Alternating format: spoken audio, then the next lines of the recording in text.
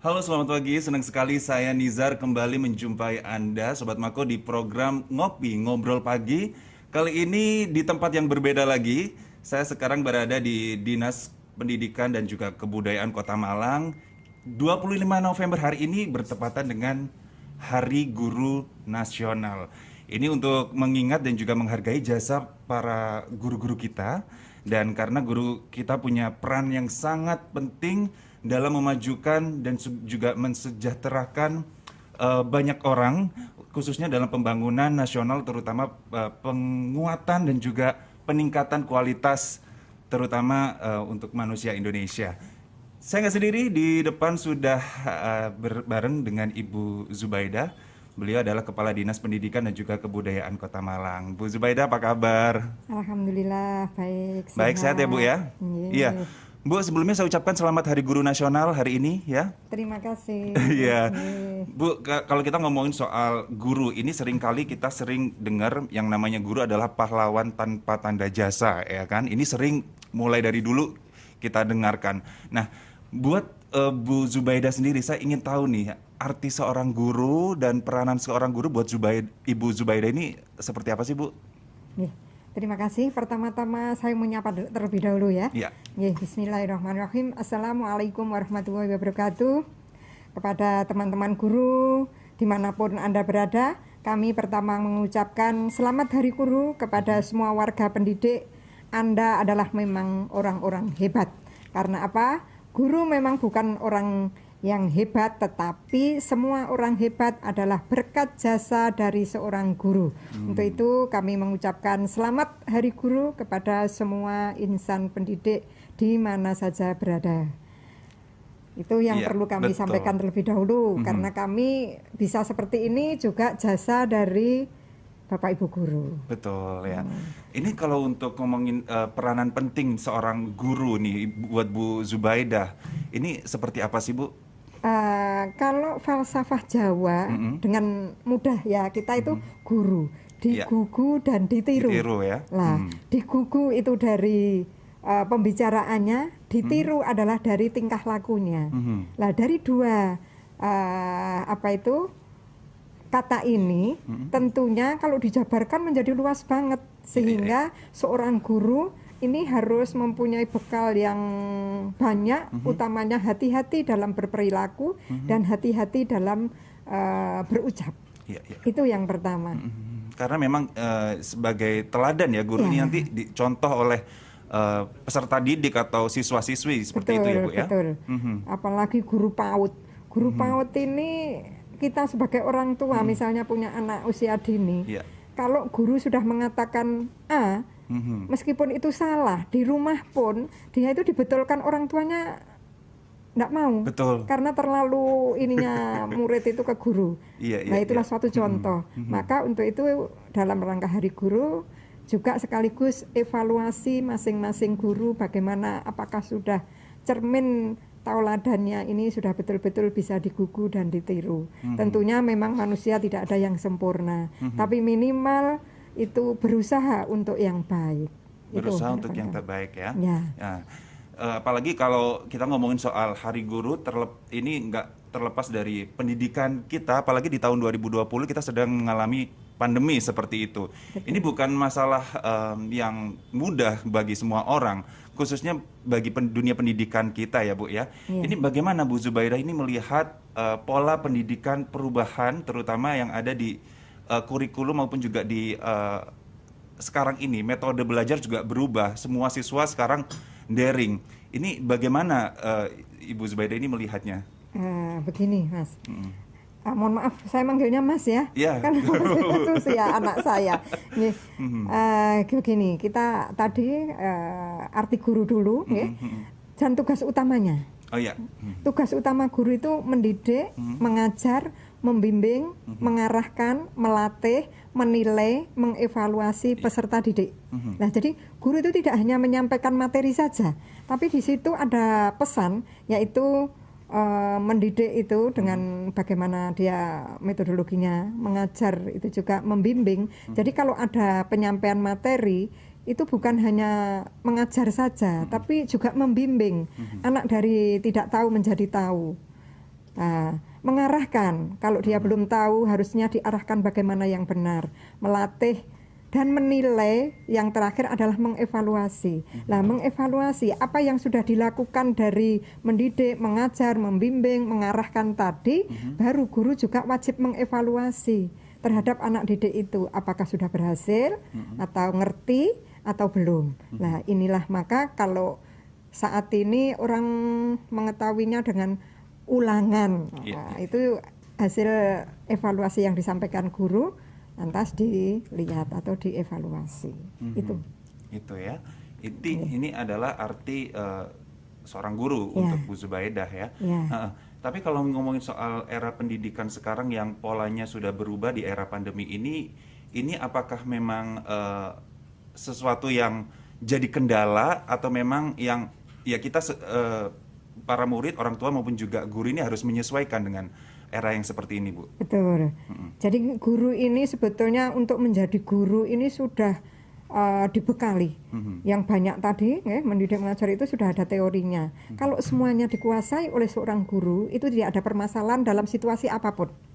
Utamanya dia kan harus mempunyai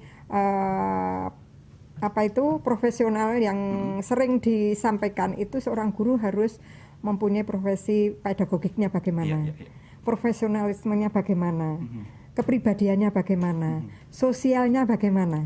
Kalau ini dikuasai oleh semua guru, tentunya dalam situasi apapun mereka itu bisa menyesuaikan.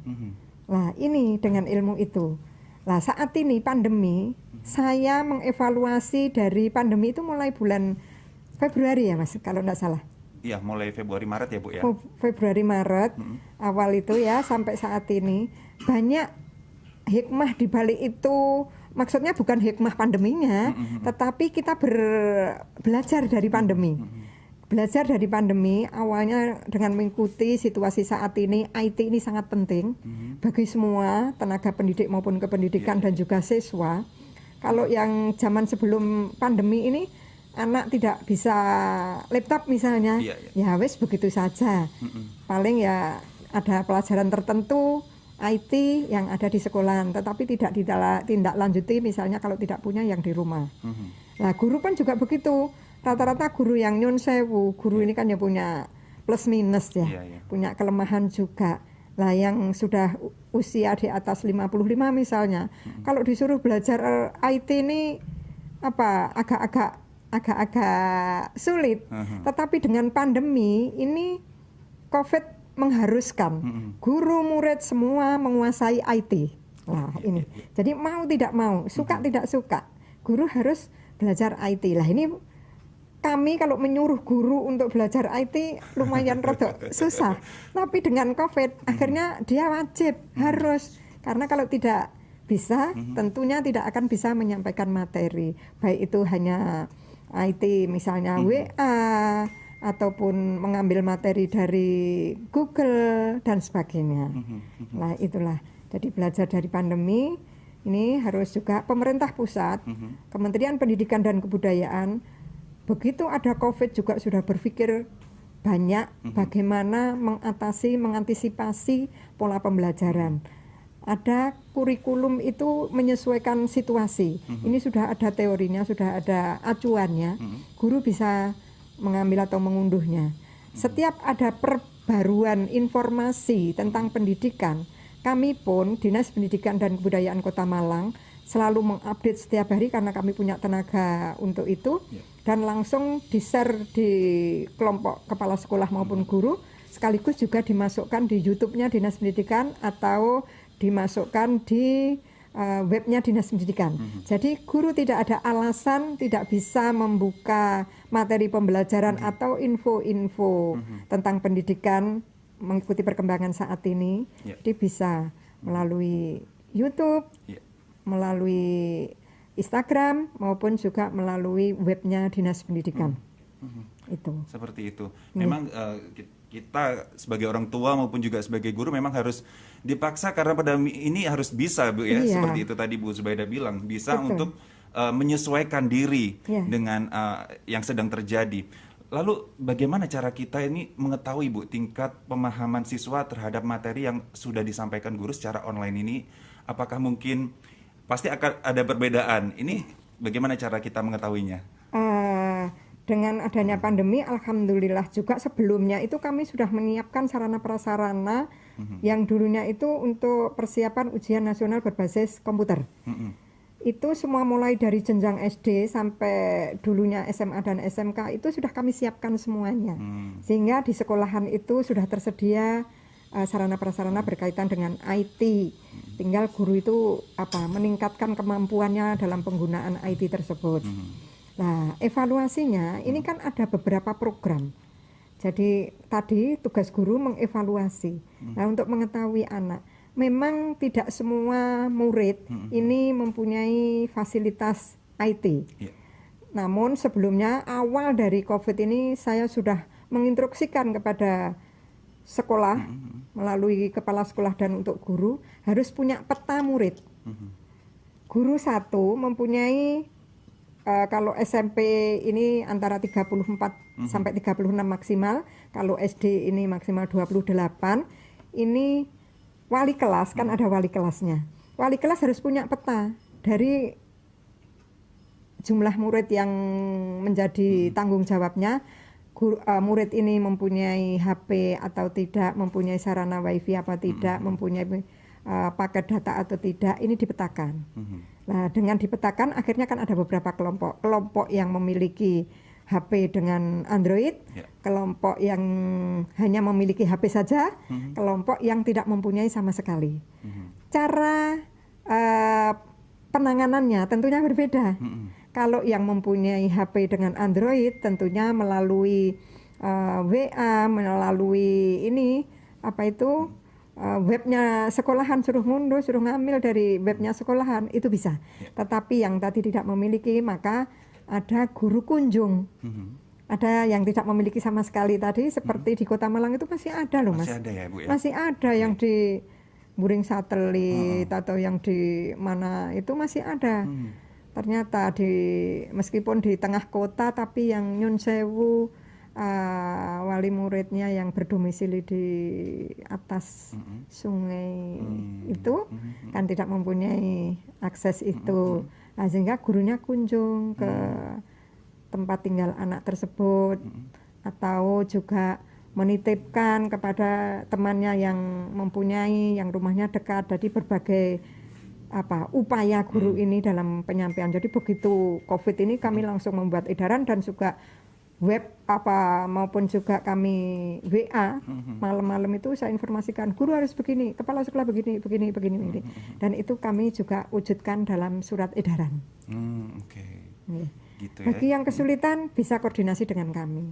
Bagi yang kesulitan bisa langsung datang atau menghubungi dinas bisa pendidikan. Melalui datang dengan protokol kesehatan. Betul. Maka kami pun di dinas pendidikan begitu masuk dari pintu gerbang juga sudah ada pengecekan suhu. Mas tadi kan disuruh cuci tangan, disiapkan hand sanitizer di mana-mana lokasi itu.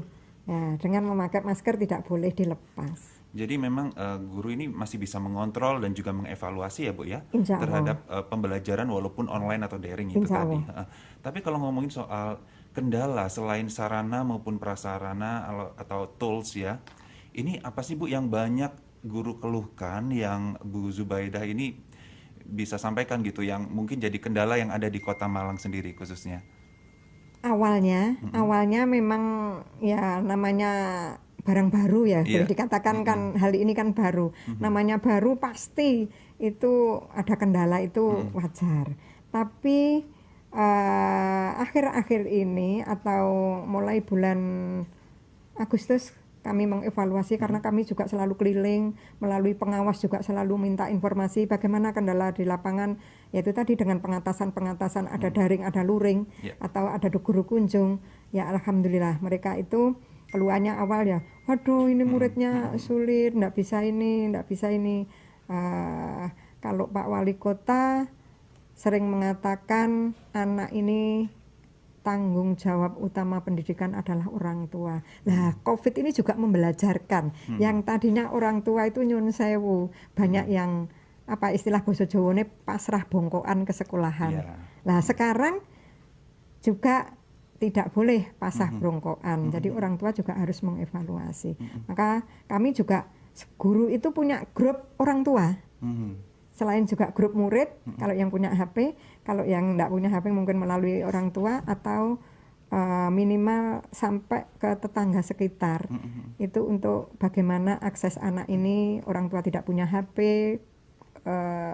kondisinya seperti itu, dilewatkan tetangga kalau ada informasi-informasi berkaitan dengan tugas maupun apa yang perlu dilakukan di rumah oleh siswa tersebut, memantau bagaimana keimanan, ketakwaan, intaknya, bagaimana kesehariannya, yang akhirnya ya tentunya saya yakin tidak bisa maksimal karena ya namanya barang baru. Betul. Karena juga banyak orang tua yang mengeluhkan juga ya Bu ya. Ya. Karena berharap juga beberapa orang tua kapan sekolah dibuka, yang lain juga masih belum berani juga untuk mengirimkan kalau misalnya anaknya ke sekolah kalau misalkan nanti sudah dibuka. Ini juga jadi apa ya, kendala yang dihadapi nggak hanya sebagai orang tua, sebagai guru juga jadi kendala ya, karena memang pembelajarannya secara online. Nah, untuk guru sendiri Bu, gimana caranya mengaktualisasikan diri dengan di situasi pandemi sekarang? Ini guru apa yang harus dilakukan gitu, atau mungkin yang sudah sedang dilakukan, nggak hanya di pembelajaran dari online tapi juga apa istilahnya bertemu orang tua untuk ngobrol Luring. seperti itu, betul. Dengan luring itu. Iya. Nggih, tatap muka. Nggih. Jadi ini kami juga sudah mulai bulan Oktober, November. Ini kami memulai untuk pemetaan berikutnya. Pemetaan untuk bagaimana kalau nanti semoga situasinya sudah COVID-nya itu tidak ada, zonanya sudah hijau ataupun oranye. Ini kepala sekolah sudah membuat angket untuk orang tua. Orang tua diberi angket apakah setuju manakala nanti ada pembelajaran dengan luring atau tatap muka. Ini sudah ada, kami sudah menyimpan semuanya satu persatu. Dan ini kalau dulu sekaligus meluruskan ya, ada info di grupnya pengaduan Kota Malang ini katanya kami menyuruh orang tua membuat pernyataan di atas materai. Tidak benar itu. Jadi hanya mengisi angket, di situ ada setuju atau tidak. Kalau setuju, resikonya itu mengantarkan, membawai bekal, dan juga menyiapkan masker, hand sanitizer, dan sebagainya. Kalau tidak setuju, berarti dia akan kita layani dengan daring. Jadi versinya itu tetap ada luring dan daring. Kalau nanti luring semua, orang tuanya nggak setuju, nanti menyalahkan kami. Betul. Kami tetap kesehatan itu adalah prioritas utama. Kesehatan adalah prioritas utama, dan memang ada rencana gitu ya Bu ya untuk sekolah-sekolah yang akan dibuka di wilayah yang zona hijau seperti itu ya.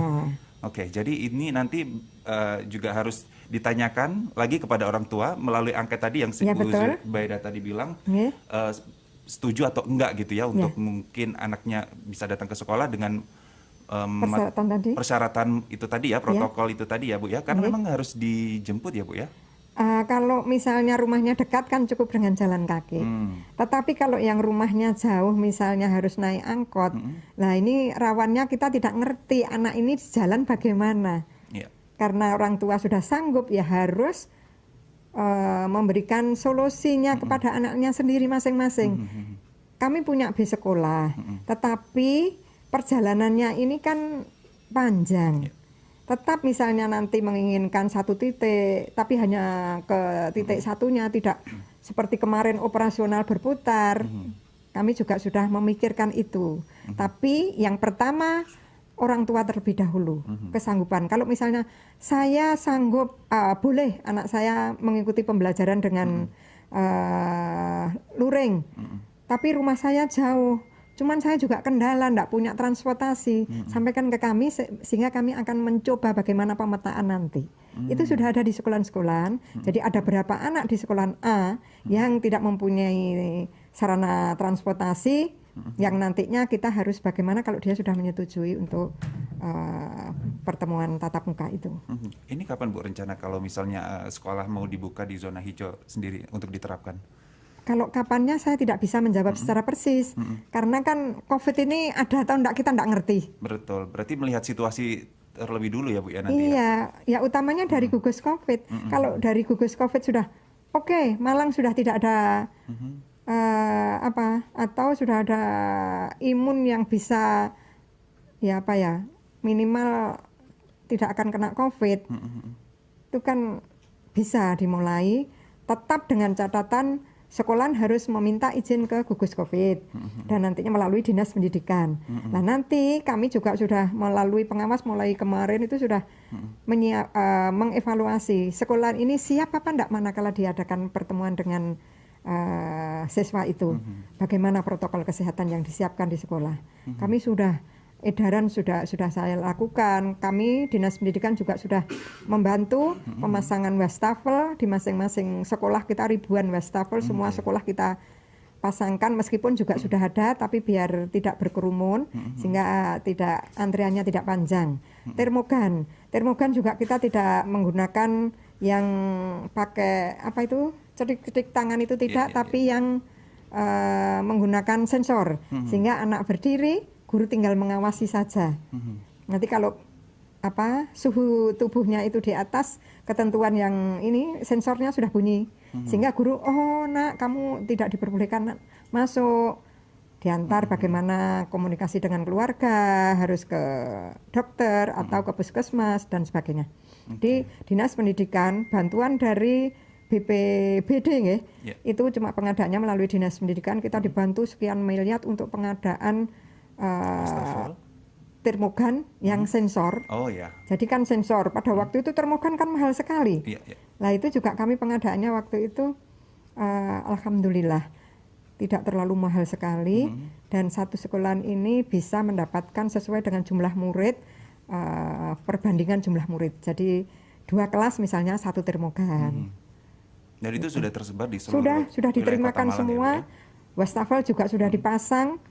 Dari dana BOS bisa dialihkan untuk pembelian hand sanitizer ataupun masker, ataupun juga pada waktu itu masih pulsa, itu sudah ada panduannya, ada aturannya, sudah kami edarkan. Ada nggak Bu, selama pandemi kurang lebih 8 atau 9 bulan ini yang mungkin orang tua sudah mulai jenuh dengan anaknya di rumah, nggak punya waktu juga untuk terus memberikan pengajaran terhadap anak ini? Apa yang biasa orang tua sampaikan maupun juga keluhkan yang mungkin Ibu Zubaidah sering dengar? Iya, banyak juga yang namanya penduduk Kota Malang itu berapa puluh siswa kita, siswa dinas pendidikan di bawah binaan Dinas Pendidikan dan Kebudayaan itu 157.471 siswa. 157.000 loh Mas. Iya. Nggak sedikit ini. Jumlah yang sangat banyak ya Bu ya. Ribu. Nah ini tentunya Allah aja menciptakan ada siang, ada malam, ada baik, ada tidak, ada masalah, ada tidak, itu pasti. Nah untuk itu juga kita sadar. Orang tua ngeluh, ya kita keluarnya bagaimana, kita bantu bagaimana pengatasannya. Kalau mereka sulit, waktu itu, Bu, enggak punya wifi nih, enggak usah, datang aja ke sekolah. Karena semua sekolah meskipun ini kan dibuka. Jadi boleh, tetapi tidak tatap muka, guru mengarahkan. Untuk proses pembelajaran itu guru mengarahkan, tetapi menggunakan fasilitas wifi-nya sekolah. Karena semua sekolah sudah kita instruksikan untuk memasang wifi. Guru, murid bisa menggunakan, makanya tidak libur guru-gurunya. Ya tetap ini ya. Cuman hadir. Jamnya tidak penuh dari jam 7 sampai biasanya sampai jam 3 sampai jam 4. Ya tentunya kita menjaga imun dan menjaga agar tidak mudah kena penyakit tadi. Kalau misalnya ada 1-2 orang tua yang mungkin pengen ini Bu nganterin anaknya ke sekolah untuk langsung diajarin oleh gurunya yang ada di situ, itu sebenarnya bisa nggak sih Bu? Tadi kan sudah saya sampaikan, ada guru difasilitasi, guru memfasilitasi anak. Manakala yang akan datang ke ke sekolahan menggunakan fasilitas, di situ ada dibimbing gurunya karena gurunya tidak libur, jadi ada semua. Gurunya ada, jadi bisa. Kalau untuk Dinas Pendidikan Kota Malang sendiri untuk 2021 ini kan udah jelang akhir tahun gitu ya. Ini ada program apa nih yang mungkin baru di 2021 yang akan diterapkan di wilayah Kota Malang, Bu? Kemarin kami sudah membuat baik melalui Zoom maupun mengumpulkan secara bertahap. Kepala sekolah ini kami instruksikan untuk mulai PAUD. Ini kita beri bekal bagaimana mengedukasi pendidikan saat ini bukan hanya ke muridnya saja, tapi untuk PAUD ini diarahkan kepada orang tua maupun SD yang masih kelas rendah 1, 2, 3. Ini memberi pembelajaran kepada orang tua bagaimana membimbing putra-putrinya di rumah. Karena tidak semua orang tua itu bisa bagaimana membimbing putra-putrinya belajar bagaimana, harus bagaimana mengarahkan. Itu diutamakan kepada orang tua.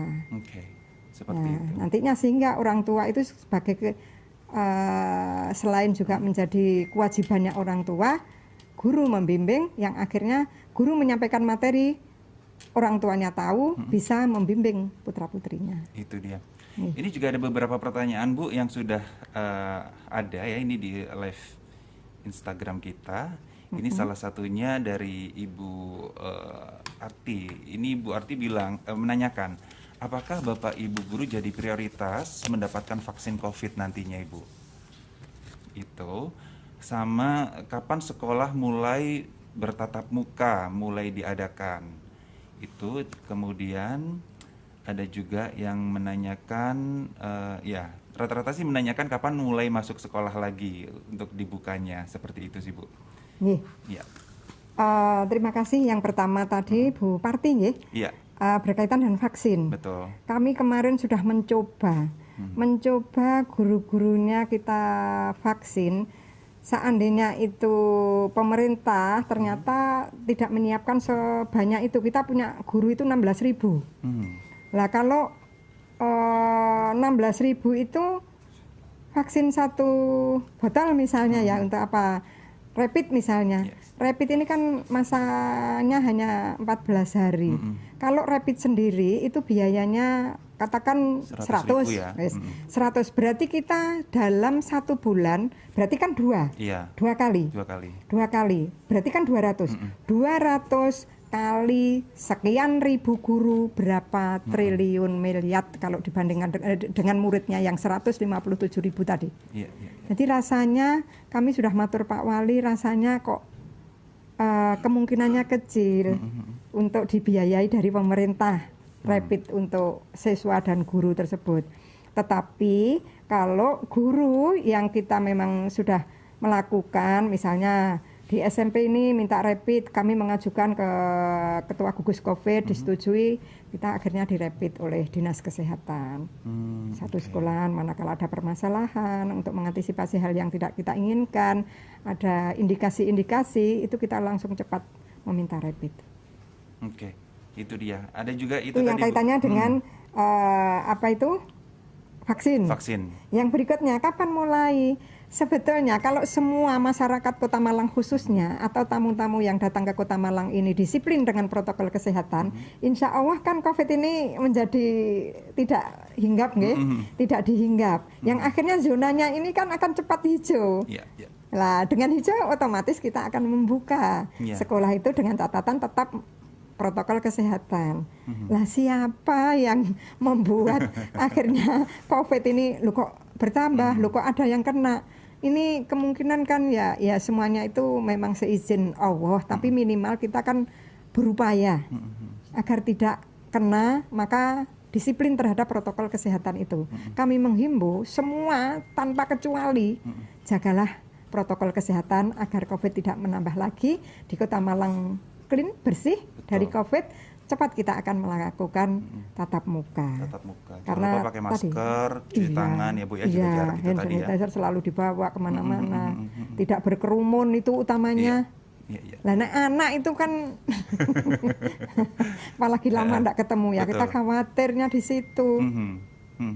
Ini juga nggak hanya orang tua saja yang menanyakan kapan sekolah dibuka, tapi juga mahasiswa, Bu, banyak yang menanyakan kampus-kampus di Malang gimana nih, kapan bakal dibuka atau tatap muka mahasiswa dengan dosen. tahun depan udah mulai normal kah untuk kuliah? Nah, ini kayaknya juga mahasiswa udah mulai kangen nih Bu dengan kampus seperti itu. Kalau untuk SMA dan SMK ini kan kewenangannya ada di provinsi. Betul. Kalau mahasiswa kewenangannya ada di perguruan tinggi. Mohon maaf kami tidak bisa menyampaikannya. Oke. Nggih, Seperti kewenangannya beda. Nggih. itu dia beberapa pertanyaan yang tadi sudah gabung di live Instagram kita.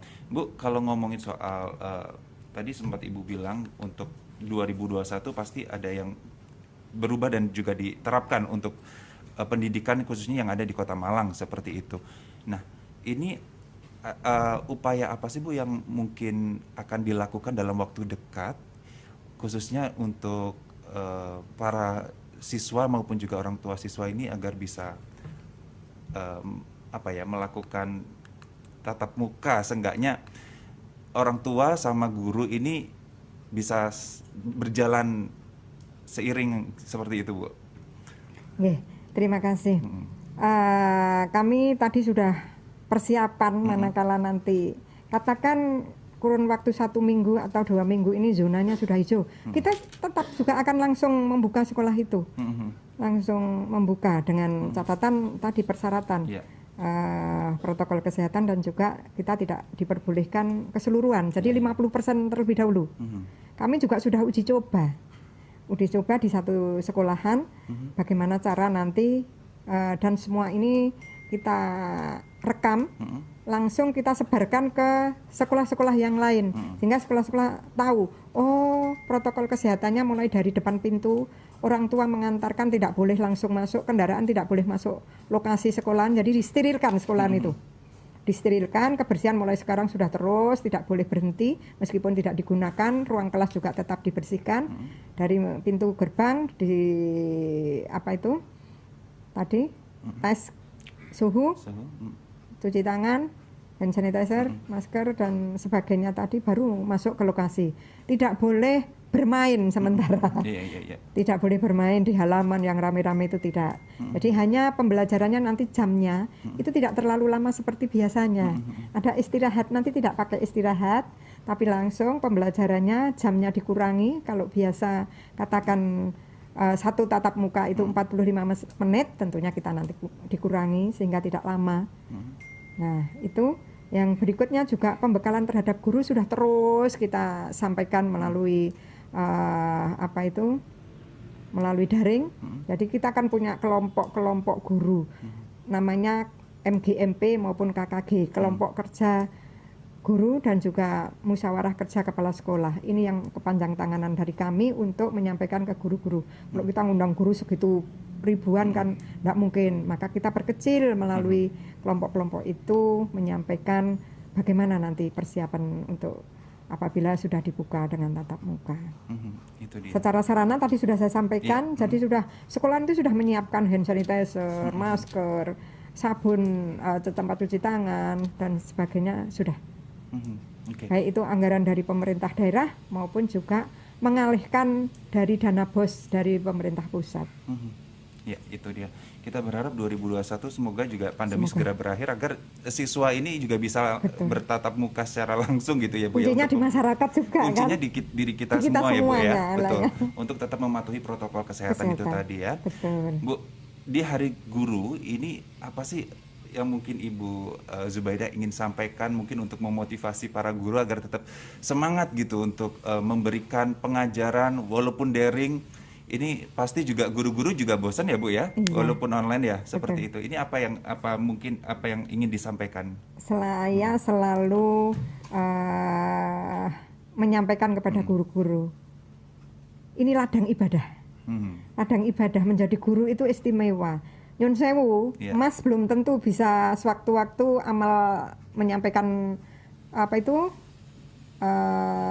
ilmunya ke siapa itu kan belum tentu. Tapi kalau guru kan setiap hari menyampaikan ilmu. Kalau ilmu ini disampaikan kepada murid dengan ikhlas niati ibadah, murid memakainya, insya Allah mengalir pahalanya sampai kapanpun. Kalau murid itu menggunakan, maka itulah guru.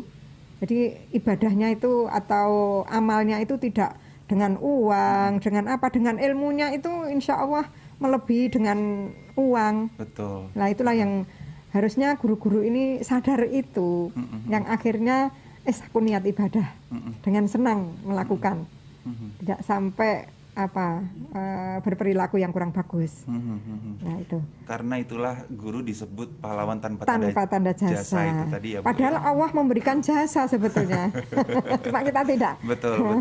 Dan kalau kita itu memudahkan murid, insya Allah pasti akan ada kemudahan-kemudahan bagi guru itu di pihak yang lain, tidak ke ibu gurunya sendiri, mungkin kepada keluarganya dan sebagainya. Doa murid ini yang belum banyak dosa, katakan istilahnya, itu insya Allah begitu. Oke, Bu, kalau untuk program ini dari dinas sendiri, Dinas Pendidikan dan Kebudayaan Kota Malang, ini apa ini untuk terakhir program yang ingin disampaikan atau mungkin ingin diwujudkan untuk di dalam waktu dekat ini? Pola pembelajaran dengan luring dan daring, ini guru kepala sekolah sudah menyiapkan bahannya. Bahan ajar ini saat ini sudah semua dibimbing membuat dengan 2 pola. Pola bagaimana daring dan bagaimana luring. Karena tadi mungkin ada masih orang tua yang ragu, aduh aku ngoleh anakku daripada risiko, lebih baik biar tetap daring. Nah itu juga guru memfasilitasi. Ini juga kami sudah memfasilitasi mereka. Jadi harus ada jadwal untuk masuknya siswa kan tidak boleh keseluruhan saat ini. Sementara meskipun sudah hijau misalnya, tetap 50% dulu. Jadi ada ganjil genap. Di ruangan kelas pun, kalau kemarin misalnya 28, kursinya itu tidak dirubah memang tatanannya, cuman di situ sudah ada nomornya, ganjil genap. Kalau sekarang hari Senin misalnya ganjil, Selasa berarti yang masuk genap. Seperti itu. Sudah, dan kita sudah sering mensimulasikan, menyampaikan teori-teori maupun juga bimbingan-bimbingan melalui daring ini kepada ibu guru, bapak ibu guru. Bahkan alhamdulillah pemerintah Kementerian Pendidikan dan Kebudayaan Jakarta itu inovasi-inovasi saat ini menyiapkan guru ini ada istilah guru penggerak. Guru penggerak ini yang bisa guru yang dianggap mampu menggerakkan ekosistem pendidikan, dan alhamdulillah se-Indonesia loh Mas. Se-Indonesia itu Malang dipakai pilot projectnya dan terbanyak yang mengikuti tes guru penggerak. Jadi pusat percontohan berarti iya, ya? Padahal kan ada jatah. Satu daerah ini hanya 50 yang nantinya berapapun tes itu mengikuti tes, lantas nanti dari hasil tes itu tentunya kan ada yang terbaik diambil, nantinya menjadi guru penggerak di satuan pendidikan yang akan dikelompokkan nanti. Itu terbanyak itu Kota Malang, sekian ribu, sekian guru yang ikut tes. Dan itu kita fasilitasi. Kalau guru tidak mempunyai fasilitas wifi, saya siapkan ruangan. Kami sediakan ruangan untuk mengikuti tes, kami siapkan konsumsi karena dia juga berpikir dan sebagainya. Tapi ada yang dari rumah, yang fasilitasnya sudah ada yang dari sekolah. Ini nanti seperti apa Bu untuk gambaran guru penggerak ini, tugasnya apa aja dan bagaimana untuk metode pengajarannya? Jadi kalau metodenya ini kan inovasi guru-guru sendiri, tapi sudah bisa bagaimana menyampaikan materi pembelajaran anak itu mudah mengerti.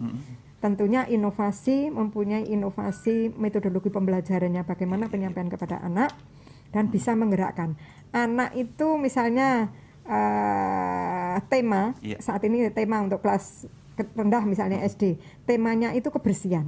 Dengan dikasih tema kebersihan, anak guru itu hanya memancing bagaimana anak berpikir tentang kebersihan, tahu yang dimaksud kebersihan itu apa. Jadi untuk berpikir kemudian untuk ikut dilakukan mungkin ya Bu ya. Seperti sekaligus itu. Juga praktek, bukan hanya kebersihan adalah nggak hanya teori tidak saja. Seperti itu, tapi tahu meja ini bersih, kalau agar bersih bagaimana cara pembersihannya dan melakukan apa, bagaimana itu.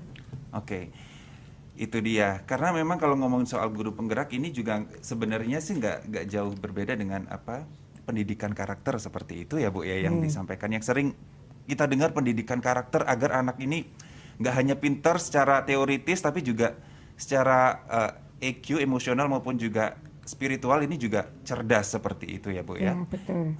Bu, saya pengen sapa juga ini untuk yang sudah gabung di YouTube kita.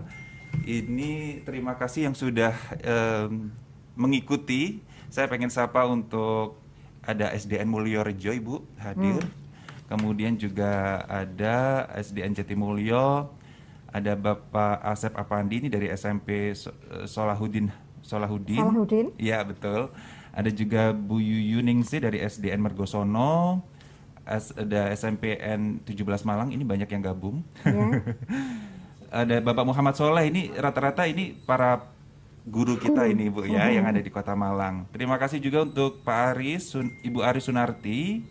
Ya, ada juga SDN Bandulan juga, SDN Blimbing dan juga SDN Lesan Puro dan masih banyak ya untuk SD maupun juga SMP yang ada di Kota Malang. Saya ucapkan selamat Hari Guru ya Bu ya, untuk Anda semua. Anda adalah guru yang hebat seperti itu ya Bu ya. Bu, terakhir ini Bu Zubaidah, di momen Hari Guru ada yang ingin disampaikan khususnya untuk Bapak Ibu guru hebat kita yang ada di Kota Malang ini, seharusnya seperti apa sih Bu untuk di tengah pandemi, di tengah masa sulit seperti sekarang, ada nggak mungkin pesan atau mungkin motivasi yang ingin disampaikan kepada Bapak maupun Ibu guru kita? Yeah. Saya tuh senang sekali selalu mengikuti apa ya, kalau Pak Wali Kota kita tuh ceramah itu apa ya, kata-katanya, penyampaiannya itu enak. Sering saya tuh mengambil dari beberapa kata-katanya saya sampaikan biar mengena kepada guru. Saya selalu mengingatkan diri saya dan mengajak kepada guru-guru, kita itu mari kita kerja dengan ikhlas, kerja cerdas, kerja keras dan kerja tuntas. Ikhlas, kalau ikhlas pasti Allah akan membalasnya. Cerdas, agar kita cerdas maka selalu mengupdate ilmu-ilmunya. Kerja keras ya tentunya jangan apa ya sekedar membaca, tapi ayo kita semangat untuk biar ada perubahan-perubahan terhadap diri kita yang akhirnya nanti berimbas kepada anak didik. Kerja tuntas, selesai anak lulus atau selesai pembelajaran hasilnya bagus. Dan saya selalu memotivasi di dalam agama kami Nyun Sewu itu kan ada istilah hari ini harus lebih baik dari kemarin dan hari esok harus lebih baik dari hari ini. Kalau kita sadar tentang itu, maka yang pada saat hari ini kita belum baik akan memperbaiki. Nah itu. Yang terakhir, ayo kita layani anak didik kita dengan sepenuh hati, tidak setengah-setengah. Nah setengah-setengah kadang-kadang gampang marah, kadang-kadang terhadap anak itu pilih-pilih. Yang anak ini dikasih sayangi, tapi yang rodok sedengan, sing di ini, melayani dengan sepenuh hati, berhati-hati dan tidak sesuka hati. Itu yang selalu sering. Ayo ingat kata-kata saya, jangan melihat orangnya, jangan melihat saya mengatakan, tapi lihatlah kata-kata ini dan resapi, lakukan. Lakukan dengan sepenuh hati ya Bu ya.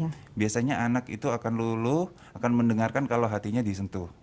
Betul ya Bu ya? Ya betul. Sebandel-bandelnya anak. Betul, tergantung pendekatan.